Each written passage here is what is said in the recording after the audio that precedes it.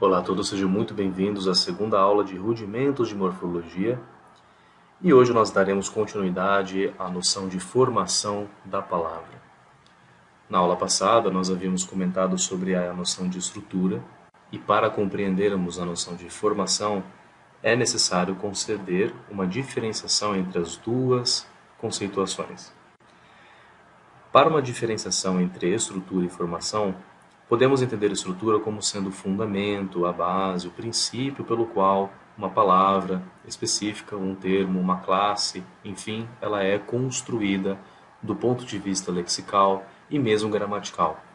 Mas isso sempre levando em consideração suas características etimológicas e principalmente fundamentais.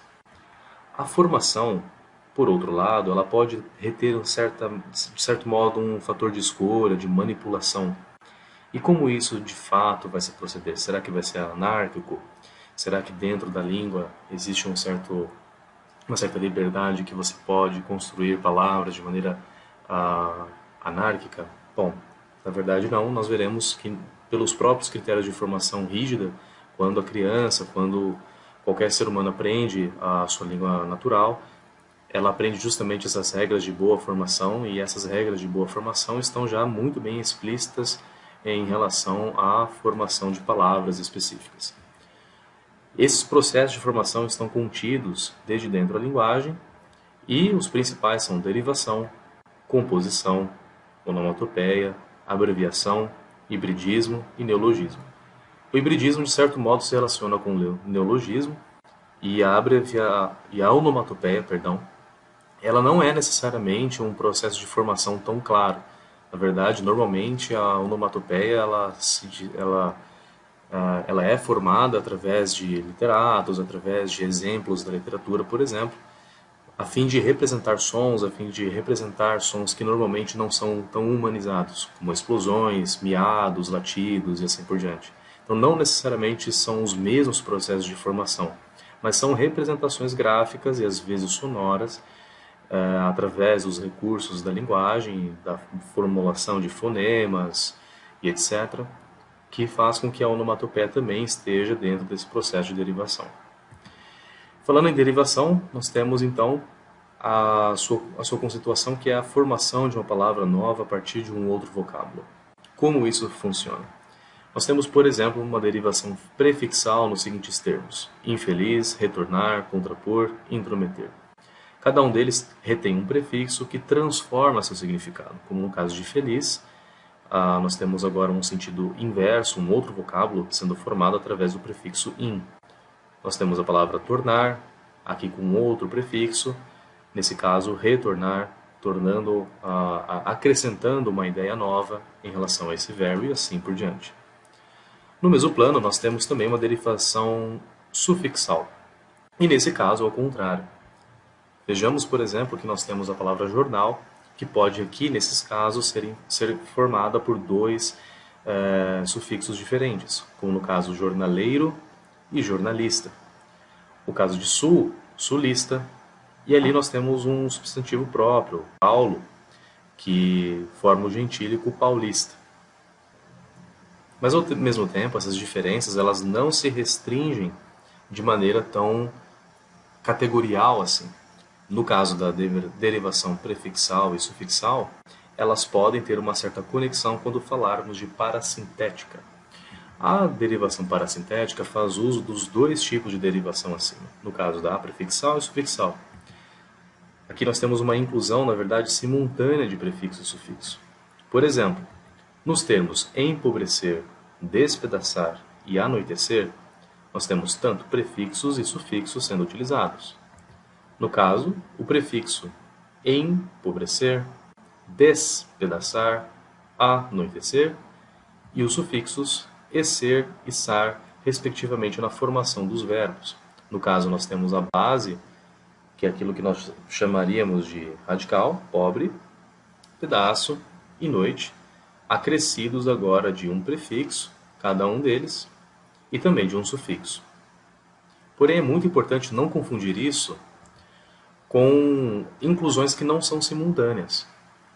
Ou seja, inclusões que não necessariamente exigem os dois elementos para que se faça sentido. Por exemplo, se nós examinarmos o termo anoitecer e compararmos com o segundo infelizmente, nós vamos dizer exatamente a mesma coisa, que anoitecer tem um prefixo e um sufixo. Infelizmente, também tem um prefixo e um sufixo. Porém, somente um deles é parassintético. Anoitecer é parassintético porque precisa dos dois. Se eu retirar a letra A, não existe nenhuma palavra bem formada em língua portuguesa chamada noitecer. E se eu retirar o sufixo ecer, a noite não existe na língua portuguesa, a não ser que seja à noite ou de noite e assim por diante, o que forma, na verdade, outros vocabulários. E no caso de infelizmente, é não simultâneo. Nós poderíamos chamar, na verdade, de prefixal e sufixal, que faz uso dos dois elementos, mas de maneira acidental, de maneira não arbitrária, por assim dizer. Por quê? Porque nesse caso eu posso retirar, aqui sim, o prefixo in, formando o advérbio felizmente. E eu também posso retirar a terminação correspondente à formulação de advérbios da língua portuguesa mente e manter somente o prefixo in, tornando agora o adjetivo feliz infeliz, ou seja, não simultâneo. Uma dica para não confundir as duas coisas é que apenas o segundo caso contém derivações mais abertas e menos rígidas. Não é que você tenha a liberdade de colocar qualquer coisa ali. Simplesmente significa que o segundo caso, ou seja, alguns termos, alguns léxicos, poderão ser não simultâneos. Ainda existe uma outra categoria de derivação, e nesse caso é regressiva. A regressiva ocorre com substantivos abstratos derivados de verbos, ou seja, esses verbos em uma determinada sentença, em uma determinada frase, eles vão se tornar substantivos abstratos. Como no caso, se examinarmos a frase número 3, o ataque foi feroz, com a número 4, atacaram ferozmente, nós temos basicamente os mesmos significados do ponto de vista semântico. Porém, se nós examinarmos morfologicamente a diferença entre ataque e atacaram, nós vamos ver que somente ataque vai ser então essa derivação, do verbo atacar, agora como um substantivo abstrato. E alguns outros exemplos disso são ataque, desprezo, venda, combate, todos eles derivados de verbos. Esse tipo de derivação normalmente faz com que os verbos se tornem, de certo modo, mais curtos. Desprezar, desprezo. Vender, venda. Combate, combater e assim por diante. Por isso é chamado também de regressivo. Porém, quando ele não é assim, nós chamamos de derivação imprópria, quando nós temos uma mudança na classe gramatical. Por exemplo, quando nós falamos em 5, a vida é bela, nós sabemos que nós temos um substantivo muito bem formado, vida é bela. E o mesmo significado com o viver é belo. Porém, aqui nós sabemos que somente a palavra vida é um substantivo, enquanto viver é um verbo agora na função de substantivo. Ou seja, houve uma mudança da classe gramatical do verbo viver para a sua função de substantivo dentro dessa frase. Agora, a composição ela é a união de duas ou mais palavras na formação de uma nova. Diferentemente de outros processos, nós temos agora a justaposição, no caso de beija-flor, pontapé, e a aglutinação, quando a junção ela afeta inclusive a fonologia e, mais para frente, vai afetar também a maneira como essa palavra é escrita. Como no caso de outrora, que antes era outra hora e tornou-se graficamente e mesmo foneticamente outrora.